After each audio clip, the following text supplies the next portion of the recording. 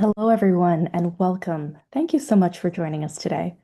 My name is Catherine Tasis, and I'm the director of the BCPH Research Scholars Program, as well as co-editor-in-chief of the Boston Congress Public Health Review. And we're so glad that you'll be joining us today for this research webinar, where we'll hear all about the research work our scholars have completed and celebrate their efforts over the course of the program. As a quick overview of today's activities, we'll begin with a short introduction of the Boston Congress of Public Health and share a little bit about the programming that we do here, followed by the introductions of our student scholars and our mentors, and then what folks have been waiting for, the research presentations. I would like to take a moment to let the audience know that there'll also be an opportunity to ask questions of our scholar teams at the conclusion of each presentation, so please keep that in mind. And lastly, we'll round off with our graduation celebration, followed by a short question period for folks that might want to learn a little bit more about the Research Scholars Program. But before we move forward, I'd like to allow the rest of the BCPH team to introduce themselves, and then perhaps Cersei could take us forward and speak a little bit about BCPH. So I will pass it off to my colleague Cersei to introduce herself. Thank you so much, Catherine. My name is Dr. Cersei Gray-LeCompte. I'm co-CEO of the Boston Congress of Public Health, as well as Chief Technical Officer, and I run our BCPH studio. I'm so happy that you're able to join us today. And just to give you a little bit of background about the Boston Congress of Public Health, we're a nonprofit organization, and we support new and emerging and current leaders in public health who are very concerned and engaged with addressing issues of health through the lenses of justice and equity. That democratization process involves the publication of a peer-reviewed journal called the Boston Congress of Public Health Review, formerly the Harvard Public Health Review, as well as a number of fellowships and award programs. Among these are the Research Scholars Program, and I'm very proud to say this is my second time being a mentor in the program. And as Catherine, my colleague, is going to share with you a little bit more, it is key and integral to helping new leaders in the field of public health develop their skills in not only conducting research, but translating and disseminating the results of that research to help further the work that is so important today. So with that, I'm going to hand it back over to my colleague. All right, thank you, Cersei. So to share a little bit more about the context that today's research was developed in, the BCPH Research Scholars Program is a 12-week mentored experience that's designed to cultivate the next generation of public health thought leaders, as Dr. LeCompte has mentioned. And our mission is really to equip emerging scholars with the skills that are needed to transform both their lived experience and their academic knowledge into meaningful publishable work on critical public health issues. So, as we'll see today, through personalized mentorship, participants receive guidance, they receive support from experienced professionals as they work to produce a manuscript and academic poster, building their confidence in their research skills, expanding their networks, and really fostering a diverse community that's committed to advancing health equity and social justice. So, it is my pleasure to introduce this year's Research Scholars Program cohort. Our first scholar is Dr. Garima Siwach, and joining her is Dr. Cersei Gray-LeCompte, RSP faculty mentor and co-CEO of BCPH. Now, Garima and Dr. LeCompte, we're both very glad to have you here today, and I'll let you take a moment to introduce yourself, Garima. Oh, Garima, You're on mute. Sorry. I'm Dr. Garima Savaj, and I'm a physician scientist. And currently, I'm enrolled as the research scholar in BCPH, where Dr. Cersei has been my mentor. And Dr. Catherine, as well as Dr. Candace, helped me along the way in the research, helped me to build it. And today, I'm here to present my work, which I did with under the guidance of Dr. Cersei. And I'm very happy to be here. Thank you. Thank you so much, Garima. And our next team includes Lucy Phoebe, our scholar from Felician University. And joining her is Dr. Woodson, her RSP faculty mentor from Howard University. If you'd like to both unmute and take a moment to introduce yourselves. Hi, my name is Lucy Oniyefobi. I'm a nursing student and I'm very passionate about equitable and culturally sensitive care. I'm doing this research under and with the supervision of Dr. Woodson. And thank you all for supporting me throughout this entire process. And I'm really happy to share what I've learned through my research process.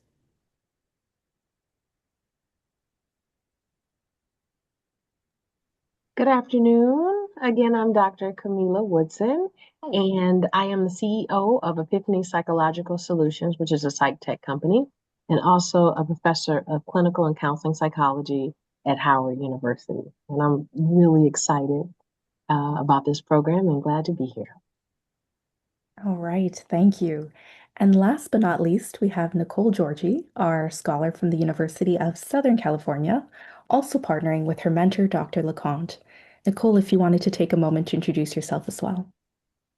Hey everyone. Yeah, like Catherine said, I'm an undergraduate student at the University of Southern California, and I'm so excited to be here. This is my second semester here with Catherine, Dr. Carpenter, and my mentor again, Dr. LeCompte. And it's been so excited because we've been really extending off of our results from last semester. And so I'm really excited to present me and Dr. LeCompte's work. And so happy to be here.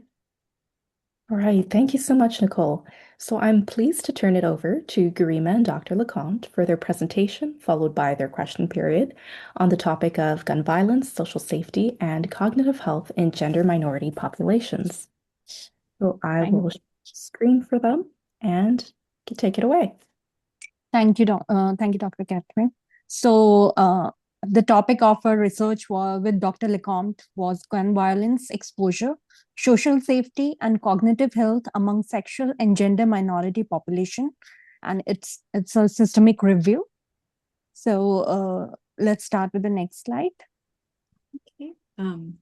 Sexual and gender minority population, they experience disproportionately high rates of gun violence, hate crimes, and intimate partner violence. Yet, the cognitive consequences of these experiences have not been systematically reviewed. So, despite strong evidence that background stress and trauma can disrupt the neurobiology, no prior review has focused on the relationship between gun violence and the related violence or the discrimination exposure and cognitive function among sexual gender minority population in United States. Now, this was our background. Now, to see our objectives. So, our objective was to synthesize available research on how gun violence and related violence or discrimination exposures relate to the cognitive function across the life course among sexual gender minority population in the United States, using minority stress theory and social safety theory to interpret observed patterns and the mechanisms. Now, the methods. So, a systemic review of PubMed, Scopus, Web of Science, PsychoInfo, and Google Scholar was conducted for studies published between 2000 and 2026, following the PRISMA 2020 guidelines. So, eligible studies included sexual gender minority populations, assessed violence or discrimination exposure, reported cognitive or neurocognitive outcomes, quantitative, qualitative, and mixed methods designs were included, and narrative synthesis was used because of heterogeneity in exposure, measure, and analytical approaches. So now, when we see the results, so 40 studies met the inclusion criteria, which included around 148,963 participants. That's around 14 lakh around participants. And across the study designs, gun violence and related violence or discrimination exposures were generally associated with poorer cognitive outcomes, including the low global cognitive scores, faster cognitive decline, and more subjective cognitive complaints.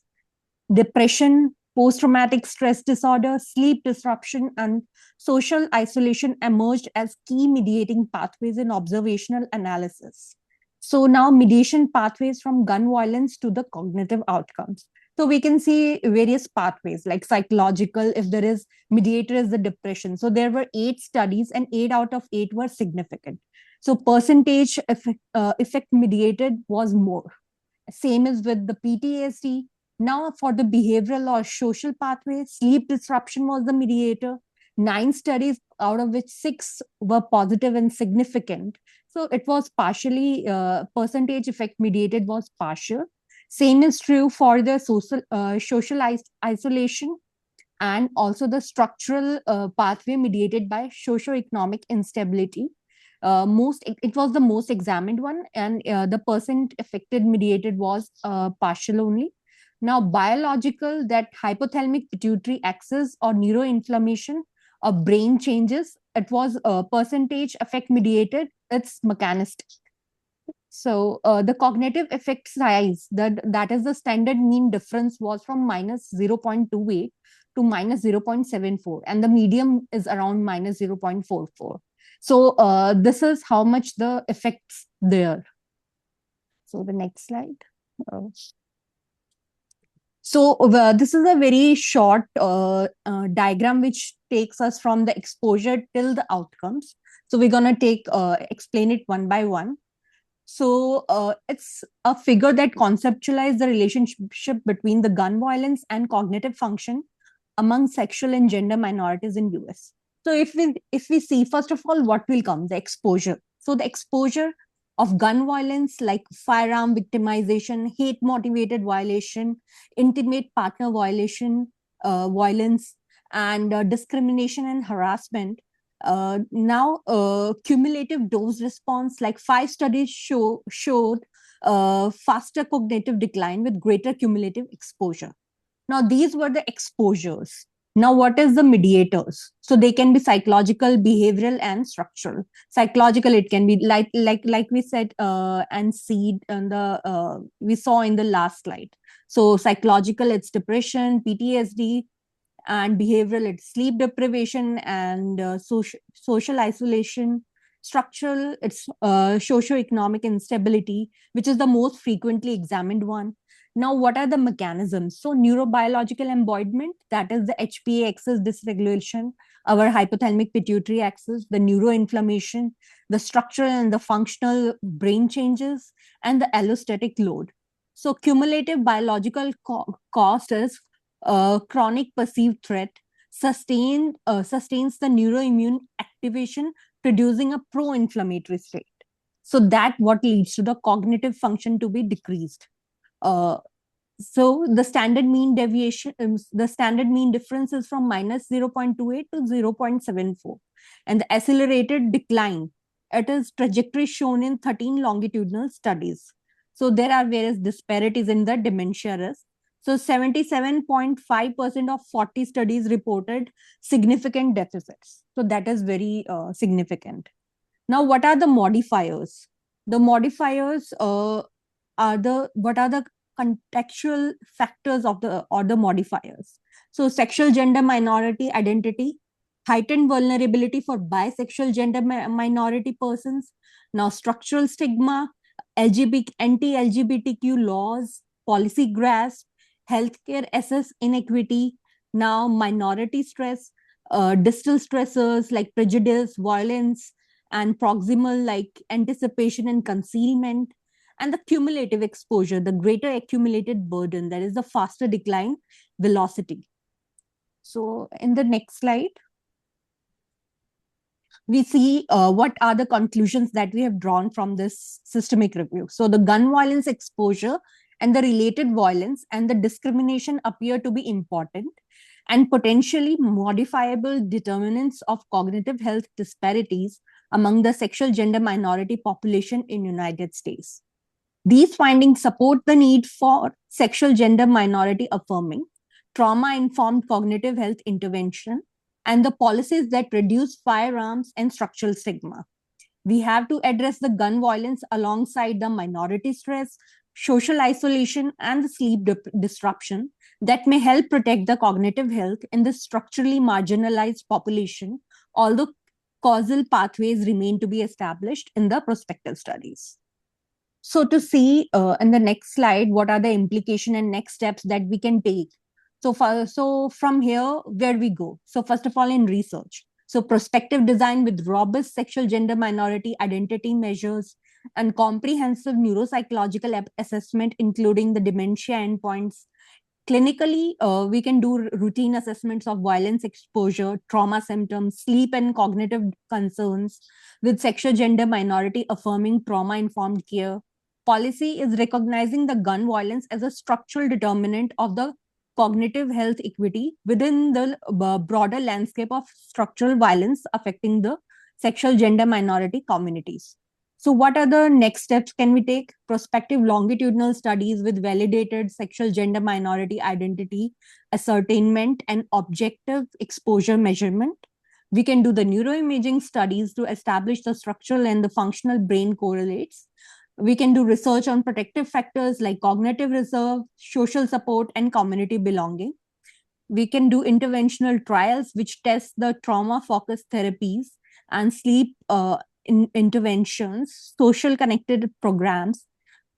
We can prioritize the enrollment of multiple marginalized sexual gender minority communities. So here we end our presentation of the research that we did, a systemic review. And I'm giving it to my mentor and open for the question and answers session. No, I just want to say that Dr. Garima, you did a fabulous job. This was not an easy project. I want to tell everyone that when Garima took this project on, she was not as familiar with the subject area, from the population all the way to gun violence and cognitive function. She printed out a stack of articles. She showed me this high, read them all, and is, dare say, an emerging expert in the field. So congratulations on that. Thank you, Dr. Sosa. All your support and guidance, I think. No, truly, you brought this together. And I guess my question to you was, in the model, you showed like the mediators, which, help drive that association between gun violence and cognitive function. But I was just those modifiers. Was anything about like adding in the modifiers and thinking about that a bit of a surprise? Because we know modifiers kind of augmenting or strengthening relationships between variables in different magnitudes, depending on their value. I think it augments, like psychological issues are there, like stress, PTSD. These all things you pile up the disease into something more robust and more cognitive decline, because there are multiple factors that affecting the brain health and the stress levels. So the neurobiological, the result that comes out is increased cortisol, increase more of the mental health problems, and decrease cognitive decline. So it augments smoothly all of the psychological stressors and various PTSD stress. So fabulous. Yes, no, you really hit that on the head. And again, congratulations on your work. And thank you.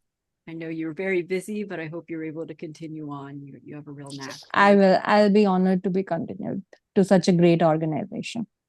Well, thank you. So thank you so much. I can't find my react button, but just yay. If I find it, I'll send along. But with that, I want to pass it back to Catherine, my colleague.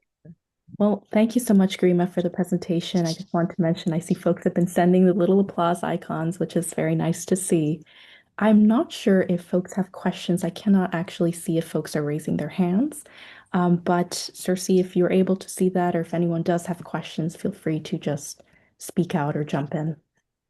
So the main question right now is folks want to know if they're able to get a copy of these slides. And so the answer to that question is if our fellows, our research scholars are comfortable with that, we will make that possible. We'll make that download on the site. So, but that's very, very flattering indeed, that request. Right, that's great to hear. Well, perhaps I could jump in with a question for you, Garima and Dr. LeConte. I'm wondering if you might want to share a little bit about how you differentiated between your exposures and mediators in the pathway that you mentioned that connects the relationship between gun violence and cognitive function. What was that process like for you? I think that process was eased out for me by Dr. Cersei because I read a lot of articles before, and it was all jumbled up. So I showed them to Dr. Cersei, and she selected some of the articles out, and the best ones, which actually showed what we wanted to see. Uh, so the cognitive decline, they touched the violence, but not as correctly as a article does, and targets all the three. So those things were helped me by Dr. Sarsa because she pointed it out and made me look in the right direction. And just to tag on to that, if that's all right, it was really helpful to work with Garima on this project because we both have very different expertise and interests. And, looking at the relationship between gun violence in its impact on cognitive function in this particular population really meant taking several steps back, looking at the relationship between gun violence and the population, looking at different things that were impacting cognitive health, seeing that there was this disparate impact among sexual and gender minorities, and making this argument that there might be something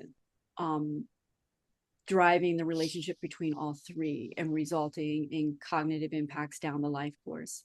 So looking at those mediators, as you were talking about, Catherine, were just so important because they truly are the triggers along the way that actually create that signal between gun violence and cognitive function down the line, or at least this is what our hypothesis is. Yeah. So it's not just gun violence causing cognitive function to change in this group by any biological inherent issue. It's because of psychological trauma, lack of social safety, and then having that being neurologically embodied, and so on. So how do those social determinants get under the skin? Yeah, so I want to pass it on, and we have a couple. A related question has just popped up in the chat, and then I see Dr. Woodson, and we might end it there to move on. But Stephen Lamb has asked, do you see cognitive health as a linear function or step function? Yeah, I was reading that question. I was like, for that, we need to have more data and more data-driven study, and then we can see that as a function with applying the statistical formula.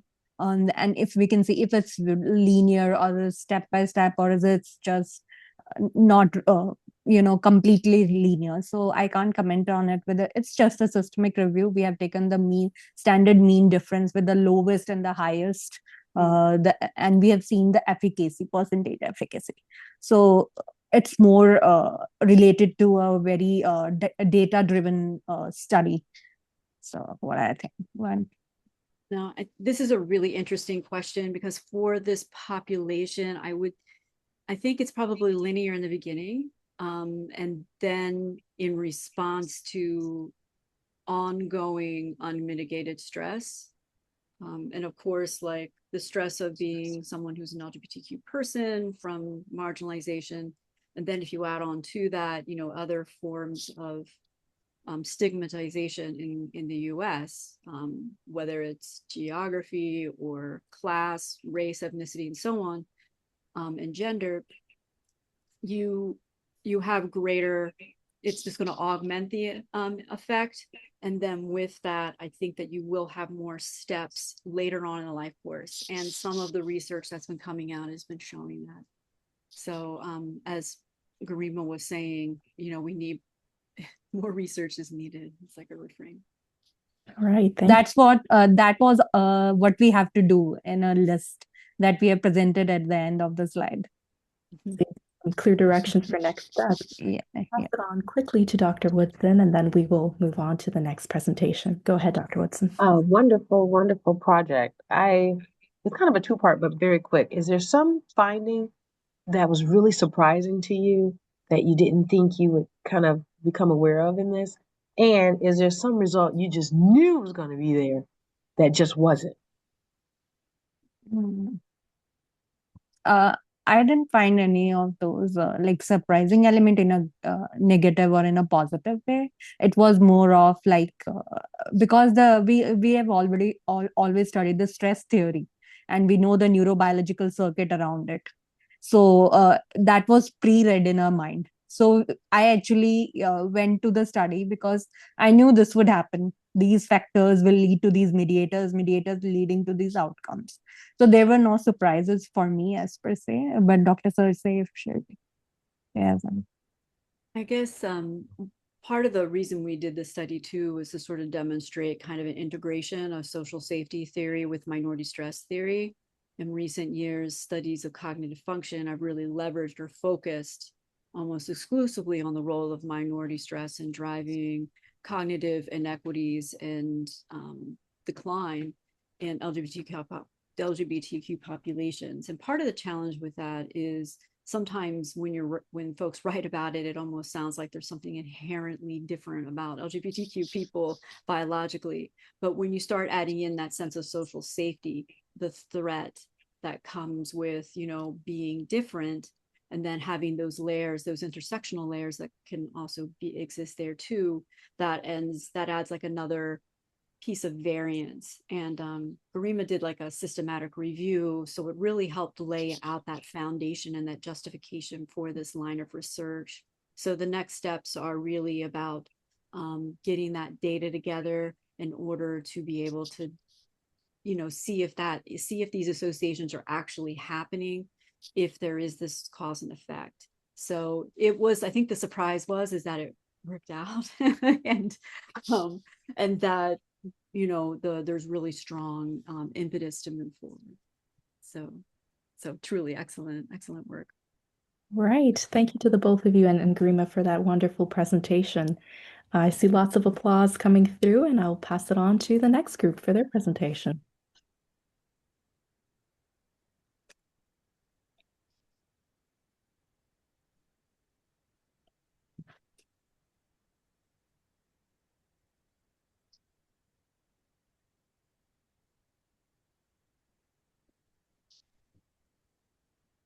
Hello. So good afternoon, everybody. My name is Onyinye Luciaphobe.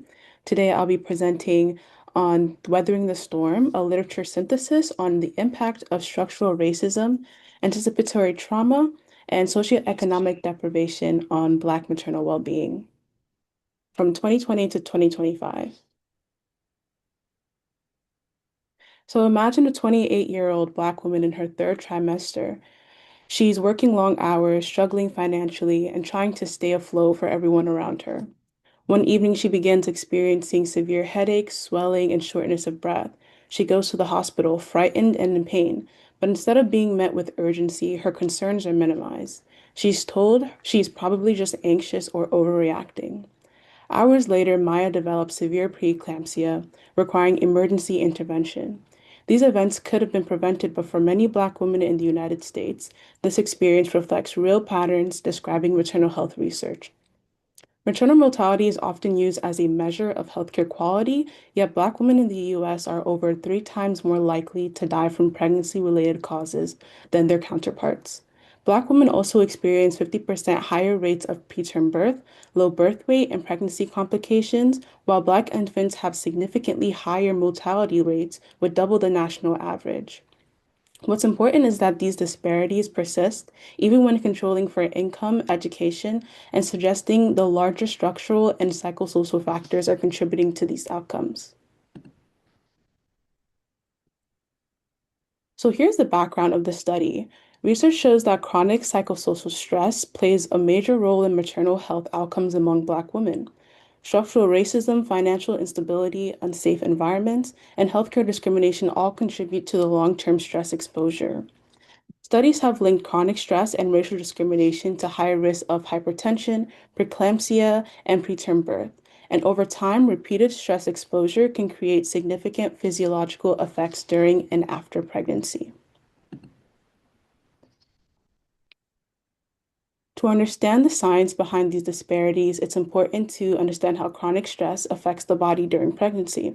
Normally, the body responds to stress through the activation of the sympathetic nervous system, also known as the HPA axis or the hypothalamic pituitary adrenal axis. When someone experiences stress, the body releases stress hormones such as cortisol and adrenaline. In short-term situations, this response is protective because it helps the body react to danger. However, when stress becomes chronic and repeated, the body remains in a prolonged state of physiological activation. Over time, this repeated activation causes what researchers call allostatic load, which refers to the cumulative wear and tear placed on the body's organs and systems. Chronic elevation of cortisol and inflammatory responses can dysregulate blood pressure, immune function, metabolism, and cardiovascular health. Especially during pregnancies, these physiological changes can increase the risk for complications. Another theory called the weathering hypothesis builds on this idea by suggesting that Black women experience accelerated biological aging due to lifelong exposure to racial and social adversity. Researchers describe this process as weathering because chronic stress can slowly wear down the body, similar to how constant exposure to harsh weather can gradually erode physical structures. And another important concept is the strong Black woman schema, which describes the pressure made which make many Black women feel to remain strong, self-sacrificing, and emotionally resilient despite ongoing hardship. While resilience can be protective, constantly suppressing emotions can also worsen that stress and contribute to exhaustion. So together, these frameworks were helping me and Dr. Woodson explain how structural inequities affect maternal health. So the purpose of this literature synthesis was to explore how psychosocial and structural stressors shape maternal health experiences among Black women in the United States. To identify the relevant studies, literature searches were conducted using databases including PubMed, Google Scholar, EBSCO, SpringerLink, and ProQuest. Prisma guidelines were used to guide study selection, and inclusion criteria focused on peer synthesized US-based studies involving Black maternal health published between 2020 and 2025. After screening and full text synthesis, 6 studies met the inclusion criteria. 4 were qualitative studies, and 2 were cross-sectional or mixed method studies. Study quality was evaluated using the Joanna Briggs Institute appraisal tool, and overall confidence in the findings were assessed using the Conqual approach. Findings were categorized as unequivocal, equivocal, or unsupported based on the relationship between study findings and interpretations. And overall, the included studies demonstrated high dependability and credibility. So here are the results. Each article had a mix of socioeconomic backgrounds in several geographic locations within the US, but the findings consistently showed that structural racism, chronic psychosocial stress, and institutional discrimination contribute to stress and poor maternal outcomes among Black women. Participants described discrimination across multiple domains, but institutional racism was the most reported form. Deprived neighborhoods experience higher rates of medical discrimination and police discrimination. Participants recalled feeling exploited and helpless in their vulnerable state as Black pregnant women and believed that healthcare professionals relied on their authority and institutional power, knowing that their voices would be trusted over the patient's concern. So, Black pregnant women's intersecting identities influence how medical professionals perceived, treated, and responded to them throughout their care experience. And participants recalled judgmental comments made by healthcare professionals, such as, well, maybe if you were doing what you were supposed to be doing, she wouldn't be so little. Similarly, many participants felt ignored and dismissed by healthcare providers during serious medical events, resulting in delayed diagnoses, traumatic birth experiences, and distrust in the healthcare system. Participants not only felt unsafe in healthcare and social institutions, but also within their own communities and their homes. Across the studies, Black women reported living in environments marked by violence, instability, and limited resources, which created chronic stress and emotional exhaustion throughout pregnancy. Many women experience persistent hypervigilance while living in high crime neighborhoods, constantly fearing for their own safety and the safety of their children. Additionally, many women did not feel safe within their homes due to intimate partner violence or IPV, which intensified during pregnancy. They described experiencing constant fear, anxiety, depression, PTSD, and isolation, and with one participant stating that her body never felt safe. Fear of judgment and stigma also caused some women to avoid prenatal care, which limited opportunities for obstetric interventions and increased stress. One participant saying, I didn't want the doctor to see the bruises and start asking questions, so I just stayed home instead. Unsafe housing and inadequate health care access further intensifies vulnerability as participants describe living in dangerous neighborhoods with shootings and police raids while pregnant, lacking nearby hospitals capable of providing emergency or safe housing due to pregnancy discrimination. Collectively, these findings demonstrate that Black women are often navigating pregnancy in environments where they feel unprotected and unsafe. And the stress is reflected biologically as low-income Black women demonstrated hair cortisol concentrations of levels 3 to 4 times higher than white counterparts throughout pregnancy and postpartum. Furthermore, participants describe feeling pressured to remain resilient through abuse, pregnancy complications, grief, racism, and emotional distress, while prioritizing the needs of others above their own well-being. Women felt openly unable to openly discuss intimate partner violence, pregnancy loss, or emotional suffering because vulnerability was discouraged or ignored within their environments. They felt that they were not believed or taken seriously, and they frequently internalized the expectation to continue functioning despite trauma and suppressing their own emotions while caring for partners, children, and family responsibilities. This pressure to endure was also reflected within healthcare interactions where Black women reported that their pain and emotional needs were minimized or dismissed. And racial stereotypes surrounding Black women's pain tolerance influenced provider behavior and treatment decisions even during childbirth. The women also describe balancing constant caregiving demands while attempting to regulate their own stress for the sake of their newborn, often neglecting their own emotional and physical well-being in the process. And another study found that fear of police brutality toward their unborn children, particularly sons, were a pervasive source of stress during pregnancy and postpartum. Participants expressed feeling powerless to protect their children from systemic racism and violence, with one participant saying, how do you protect them or how do you be okay sending them out into a world where they should feel safe? And that may or may not be the reality. Even women without negative personal experiences with police anticipated harm toward their children and described constantly expecting that phone call, quote unquote. These experiences contributed to feelings of vulnerability, mistrust, loss of control, and inability to protect themselves and their unborn children.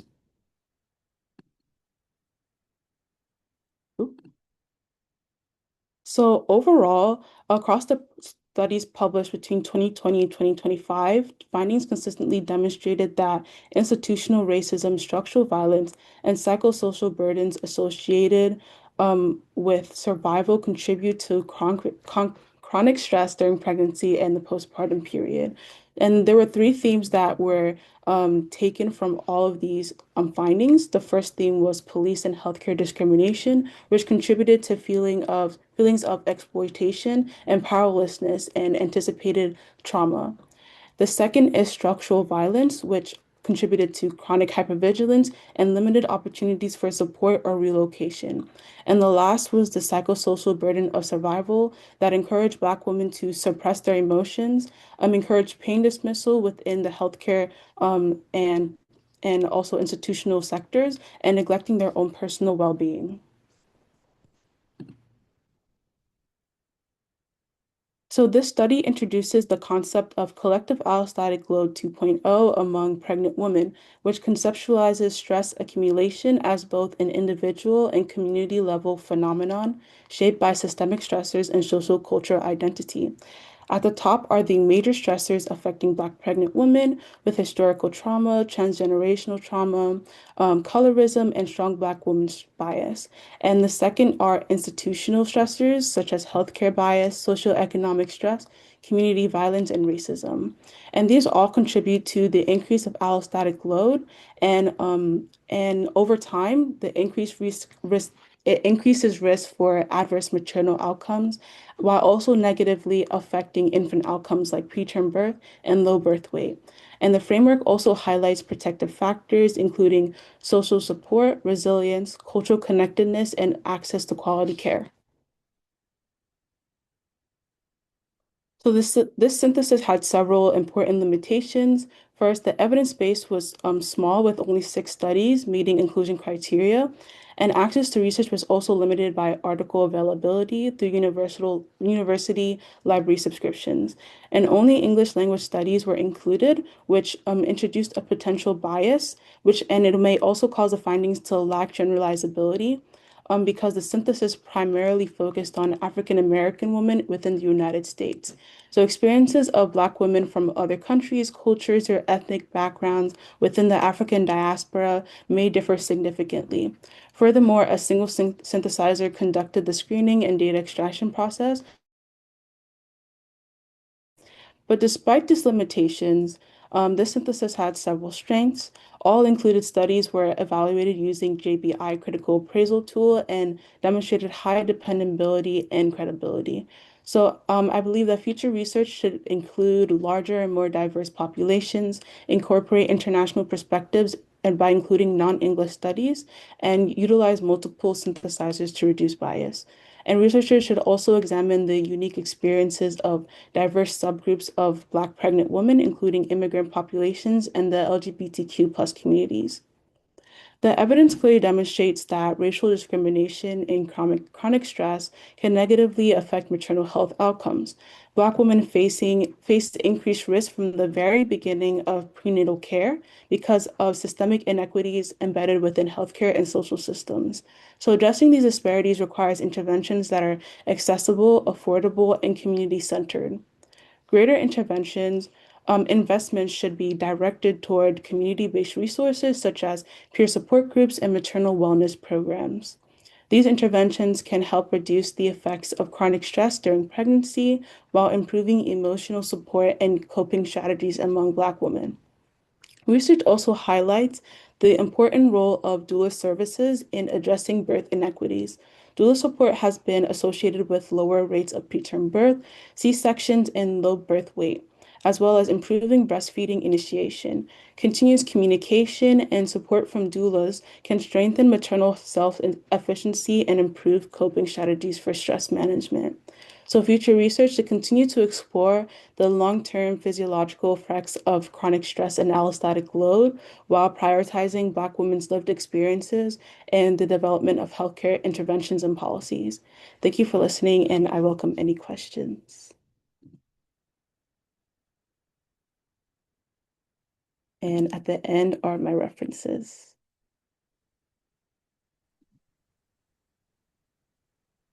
All right, thank you so much, Lucy. I'll open the floor to Dr. Woodson and, of course, the audience for any questions.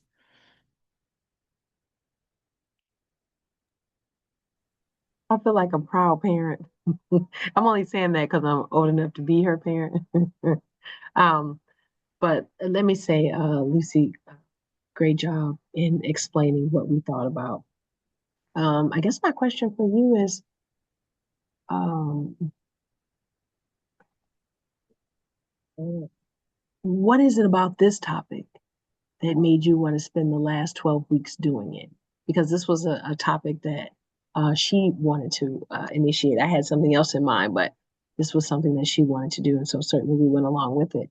But what is it about this topic that stood out to you most? I feel like the primary reason is I am a Black woman, but at the same time, this could like affect how I interpret the data. So I try to separate myself from how I'm interpreting the data in the research versus how I'm going to, present it to the world. But I think the main reason is that there are so many um disparities and so little research done on women. And if we want to contribute like to improving healthcare access and outcomes for not only just Black women, but for just women in general, we need to be the one doing that research. And so like that's why I think that is like the primary reason why I wanted to spend 12 weeks on this, because I'm a woman is really all that is to it. And I would also add, I could have been a participant in her study. You know, I have a whole story, and clearly very well resourced, but was treated very poorly, you know, in the midst of childbirth, and you know, really could have had a very serious situation, you know, had I not been a strongly advocating for myself, almost indignant. So I just really appreciate that you are doing this and giving voice to something very important. Well, thank you so much, Lucy and Dr. Woodson, for sharing your experience and story. I think that really contextualizes the applications of this research and why it's something that should be brought forth. And I'm seeing in the chat here, this is an excellent integration of complex theoretical concepts that can help us understand how the social determinants of discrimination impact health outcomes across generations. And I think that's very true as well. Perhaps one question for you, Lucy and Dr. Woodson, I'm curious about the theoretical frameworks you've chosen. I know you mentioned allostatic load, the weathering hypothesis, and strong Black women schema. Could you tell us a little bit about why you chose those three and how they synergistically fit together? I chose those three not only because I think it's because it's a good combination of qualitative and quantitative research, just to make what we're saying more credible, but also to um, also to make sure that they both kind of support each other when I'm like combining what I'm finding from like Black women's lived experiences and their own words and stories within the healthcare and how they're treated within the healthcare system as they were pregnant, but also comparing that with like in one of the studies that they used hair cortisol levels to compare the cortisol levels between Black women and white women. And I just like how they can combine both of those and the theories that I chose, they both, all three of them, well, meaning the first two, allostatic and weathering, kind of combine those two. And it's a good way for people to kind of understand how we can combine qualitative and quantitative research and apply it to the real world. Thank you, Lucy. I see Dr. LeCompte has her hand raised. Go ahead.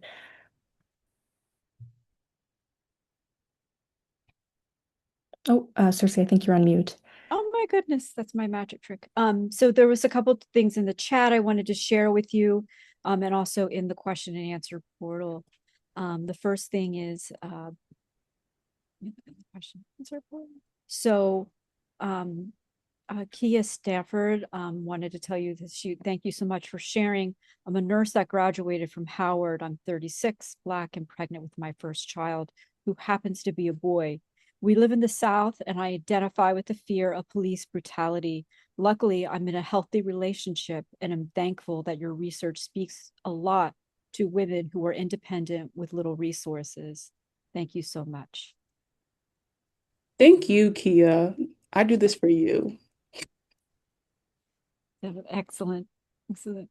And then another person asked, do you believe different people from the African diaspora would respond differently when asked about their experience with maternal health care in America? So is there a variation? I think there would be a variation, um, especially with women of different ethnic groups that immigrated to the United States. So they grew up in like I'm from Nigeria, like I grew up in Nigeria and then moved to the United States. They're very different ways in how those families raise their children versus how they may raise them in the United States if they grew up here completely. So they may have different perceptions of what discrimination is or what being mistreated is. So they might not even think that um, how they're being treated is wrong in a way, if if if it makes any sense. It might just be like normal and regular for them. So in the United States, it could like they could have a different perception of what I researched here. So mainly it's African American women, and they have a history of um like rooted in slavery and rooted in Jim Crow, and they have a different history versus me from Nigeria, who could have a history of like um, of a different even governmental system, a completely different healthcare system that might not like be as advanced, and also living around different people. Because in the United States, you have so many different ethnic groups, but in Nigeria, everyone is Nigerian, but among different communities like the Yoruba, the Igbo, the Hausa. So it's mainly how they grew up, how they grow up, and it could also influence how they answer the questions and influence the research as well. I would just add to that. That was a wonderful answer to that question. There's something different about growing up and having agency without having to grow up overcoming or having internalized racism in a way.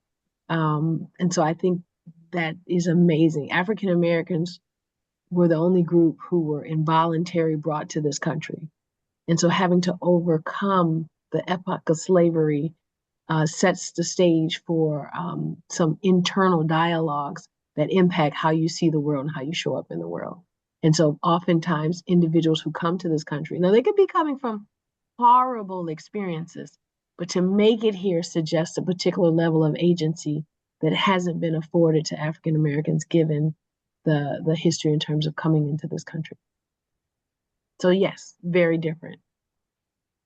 Thank you for sharing your thoughts, the both of you. I do want to bring up Alton Reed's comment here about the importance of your work. They mention, I always found this interesting, how healthcare can have concerns like this, but the personnel causing it never feel like they are reprimanded or accountability-wise in any systemic way. So again, this I think speaks to the importance of this work and the value of the findings you've brought forward, Lucy. Thank you so much, Catherine. And I appreciate all of you guys' support, including Dr. Cersei and like Nicole, Dr. Grima, and especially Camila Woodson. All right, thank you. I see lots of applause icons coming in the chat, and I will turn it now over to our last presentation for the day. Nicole, take it away.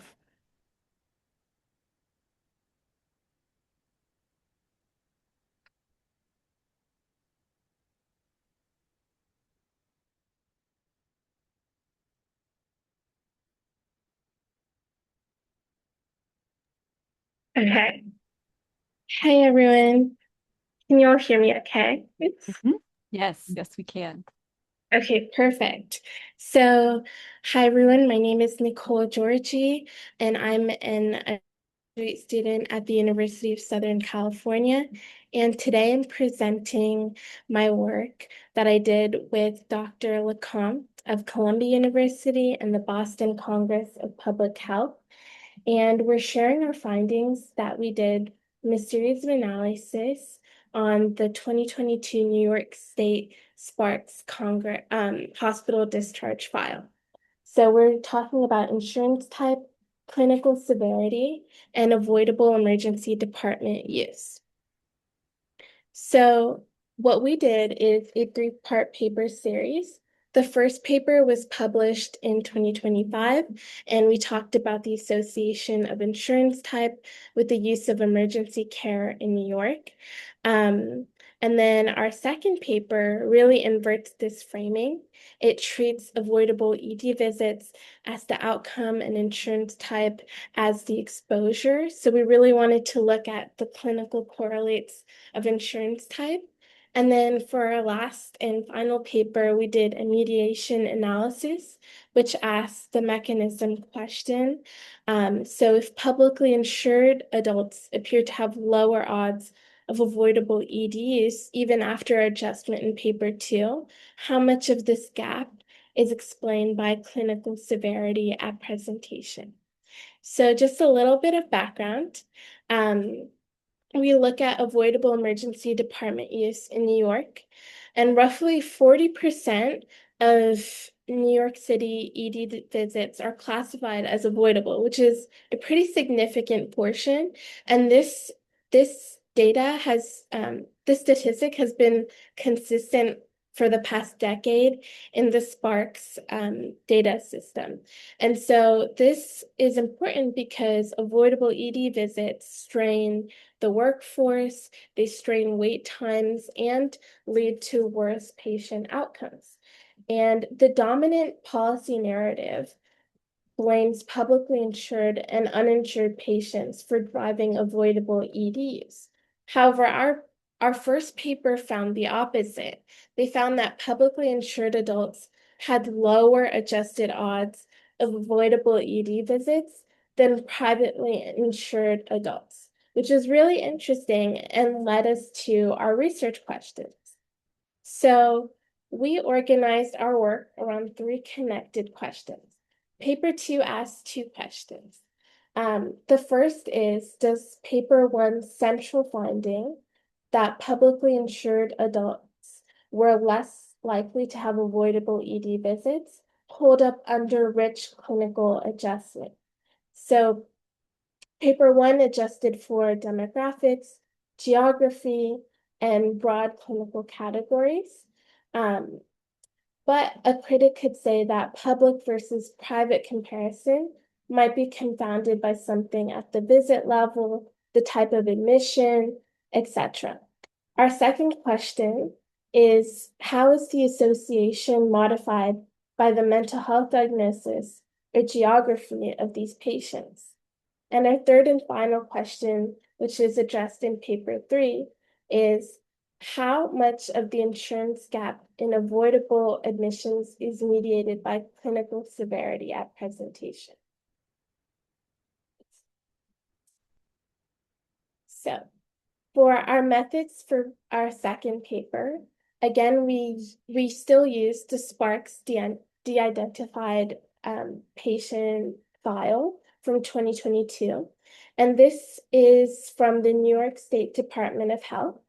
And it has about 1.25 million discharges on our in our data set. And we performed a retrospective cross-sectional analysis.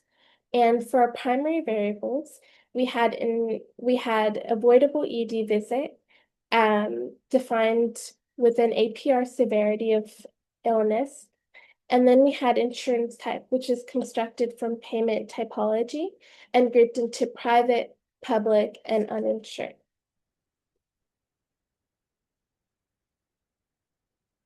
So for our methods continued, we had adjusted for a rich covariate set.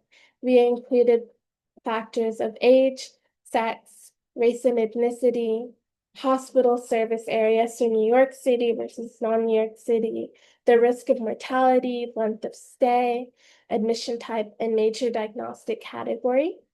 And what we did was we performed multiple statistical analysis, and we ran what we did was we estimated unadjusted and fully adjusted logistical regressions and then tested the effect modification by mental health diagnoses with interaction terms and stratified models. We also ran a counterfactual mediation analysis to decompose the insurance gradient into a part that operates through clinical severity at presentation and a part that operates through other pathways. And then finally, we had 4 sensitive analyses that tested on alternative insurance groupings, age strata, and geographic strata. So for our paper 2 correlates, this is moving on to our results. So on the right, you can see a forest plot that displays the adjusted odds ratios where values below 1 indicate lower odds of avoidable ED visits, and above that center line indicate higher odds relative to the reference group. And what we found was that This effect modification testing by mental health diagnosis was found in the uninsured population. So they showed a higher odds.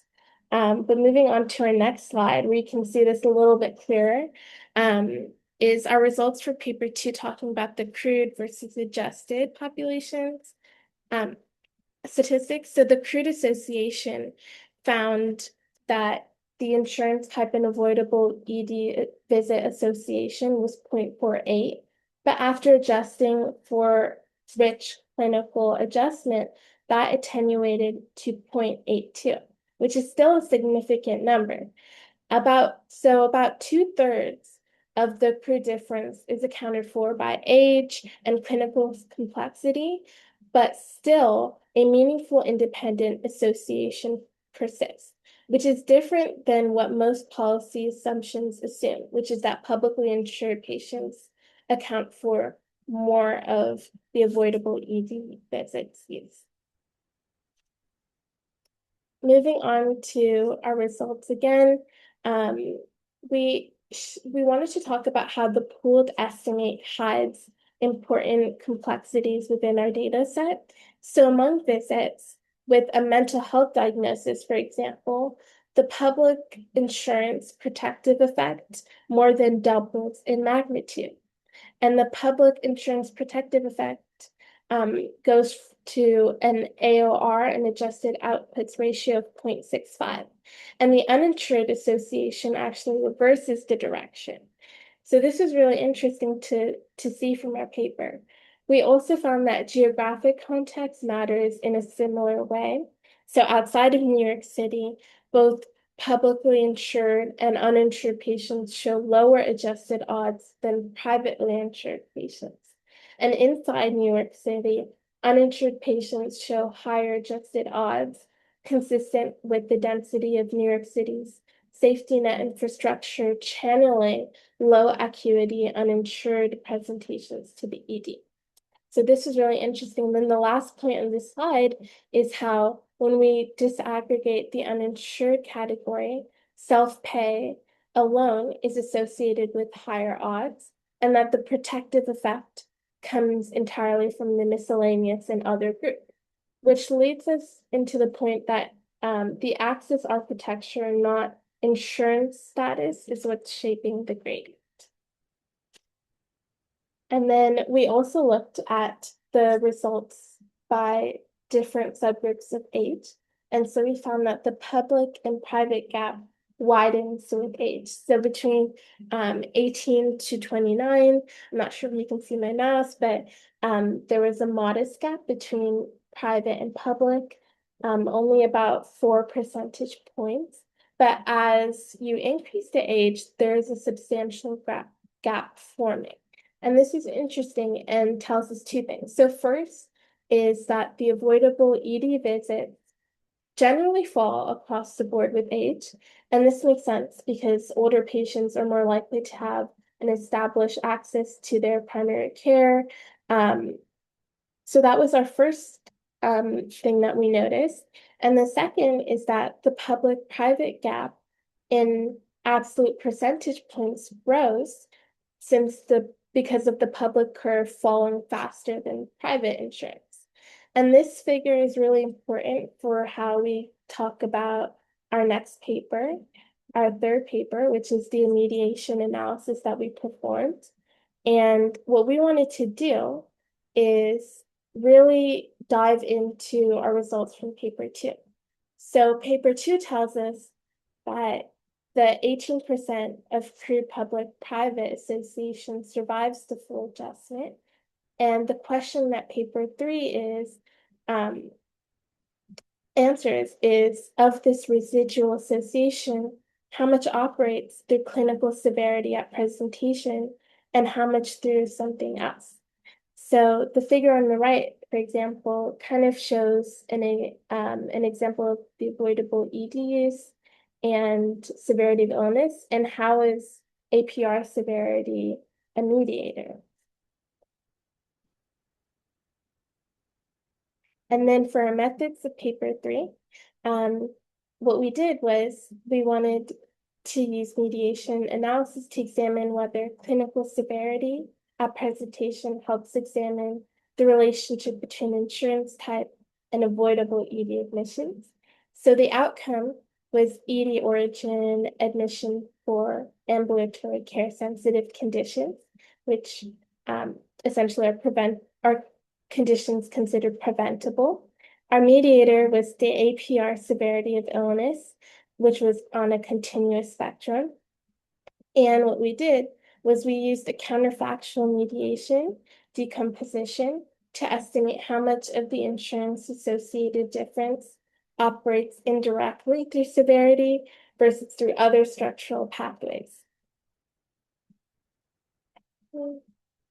So our results for this paper is really, really cool. On the risk difference scale, publicly insured patients had about a 3 percentage point higher probability of avoidable ED admissions than privately insured patients. And we saw that severity at presentation only accounts for 12.8% of that gap. And this was consistent across different racial and ethnic strata as well, which we'll talk about in the next slide. And then for uninsured patients, the gap is about 2 percentage points, and severity explains essentially none of it. So the key takeaway is that roughly 87% of the public-private gap and nearly all of the uninsured private gap operates through pathways outside of clinical severity at the moment of admission. And then again, as I mentioned in the last slide, when we look at severity across different race stratified mediations, we find little deviation. So for non-Hispanic white populations, 15% was mediated, and in non-Hispanic Black populations, about 13% was mediated. And you can see in our plot on the right, 3 of the 4 strata cluster align the 13 to 15% range, with the non-Hispanic others slightly lower. And the main takeaway from this slide is that the severity-mediated pathway is not the driver of racial or ethnic disparities in avoidable admissions, because if severity was carrying most of the public-private gap, we would expect stratum ethnicity to vary more widely than they do. And they don't. So this is really interesting, and it leads us to our discussion. So our paper, our 3-part paper, really dived into the avoidable ED use and various covariates and factors. And our point is, what does the structure of the 87% look like? The dominant pathway runs through whether a person can reach a primary care provider in the first place, whether prescriptions are affordable, whether there are language barriers, whether transportation exists to their access of healthcare, and whether a person trusts the organization enough to walk in there to begin with. So publicly insured patients show delayed presentation, with severity capturing a slice of that trajectory. Uninsured patients, particularly in New York City, are using EMTALA-protected ED as their only point of guaranteed care, which is a strategic response to the constrained system as opposed to overuse. And patients with chronic conditions, mental health needs, immigration concerns, and disabilities all navigate this complex system differently. And privately insured adults show the highest adjusted odds of all, which argues against framing this as a Medicaid problem. So for our conclusion, we organized several policy implications across 3 actor groups.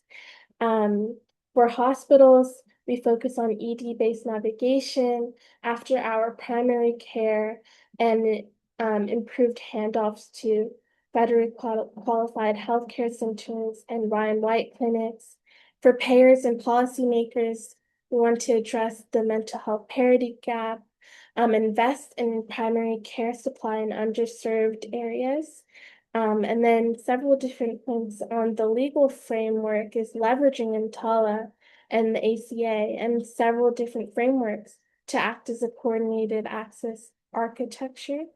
And then for future research, it should test mental health and substance use comorbidities as additional mediators, and then maybe replicate these findings across different years of the SPARKS data set. And then for our final slide, just briefly talking about how artificial intelligence and machine learning have real but bounded roles here. So predictive modeling can flag patients at elevated risk of non-emergency apartment ED use and connect them with primary care. Different AI tools can help optimize patient flows.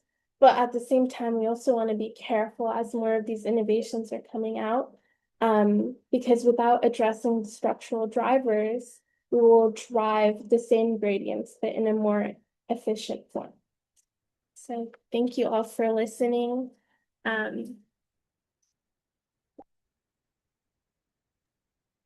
Thank you so much, Nicole. It's wonderful to see your detailed presentation and the series of the work and how you went from a hypothesis that didn't turn out to be what you expected. So very detailed and great to see the results and your findings.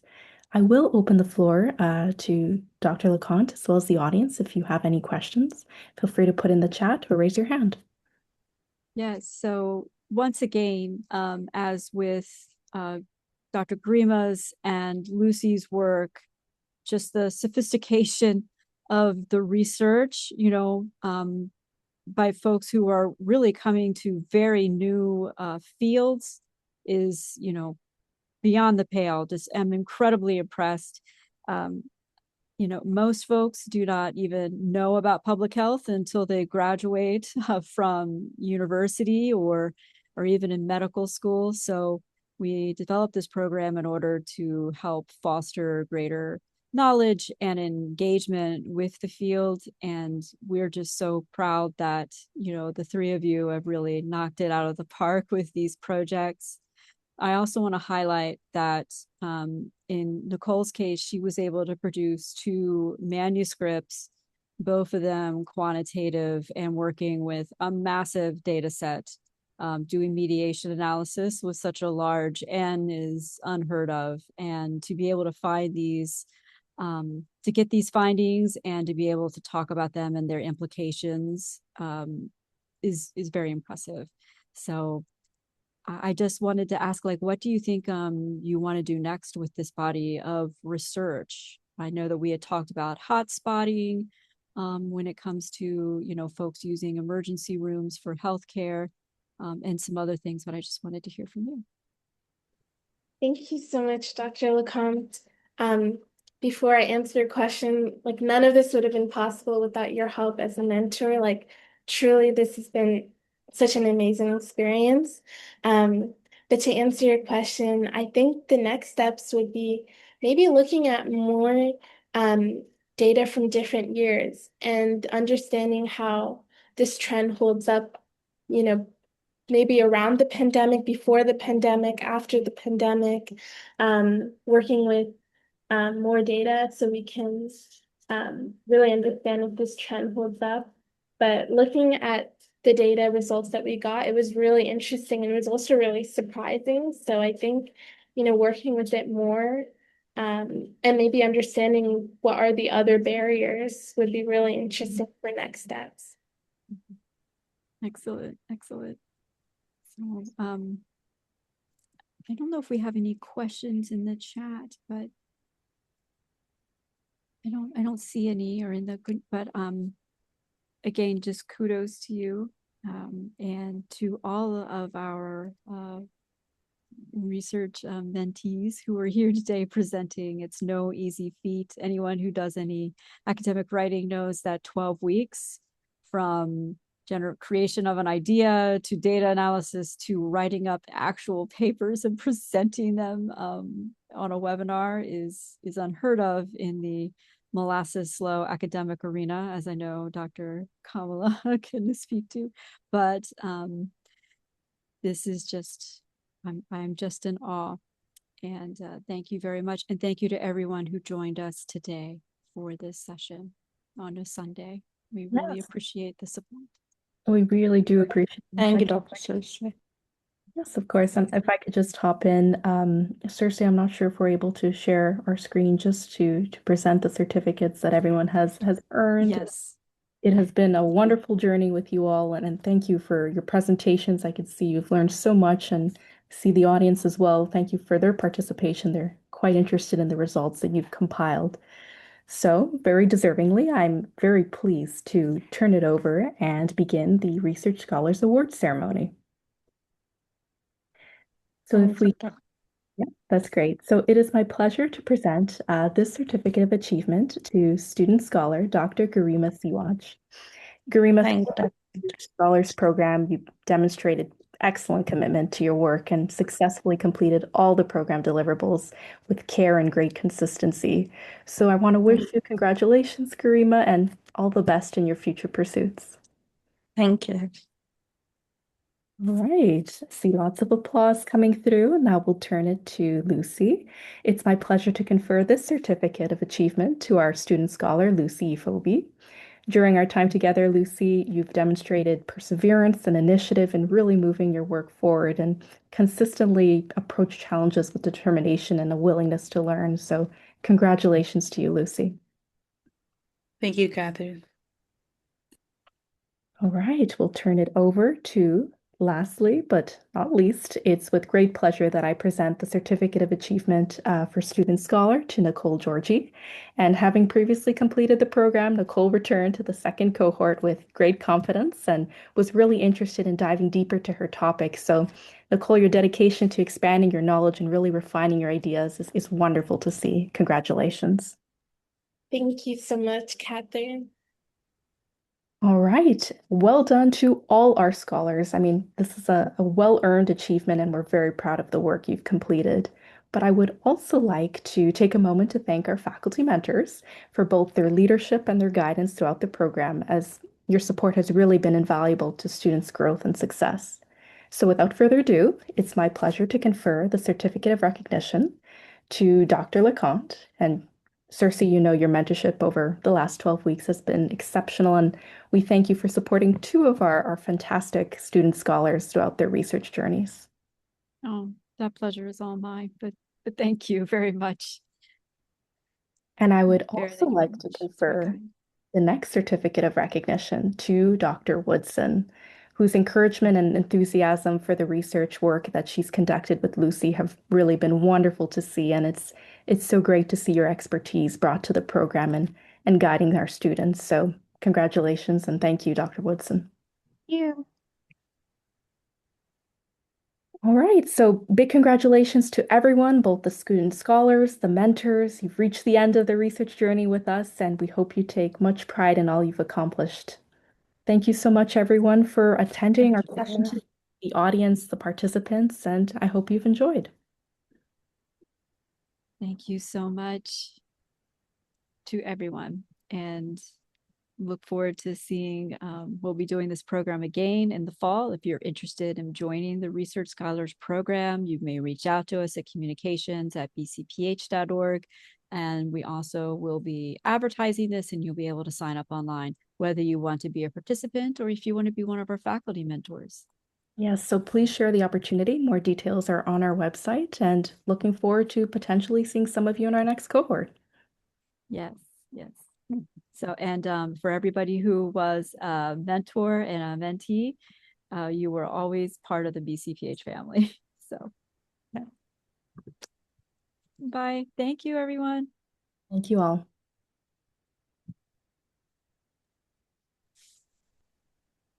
Thank you so much. I have to run to another training of all things, but it was just so nice to see you. Next week. Yeah, definitely. Big hugs. Bye-bye.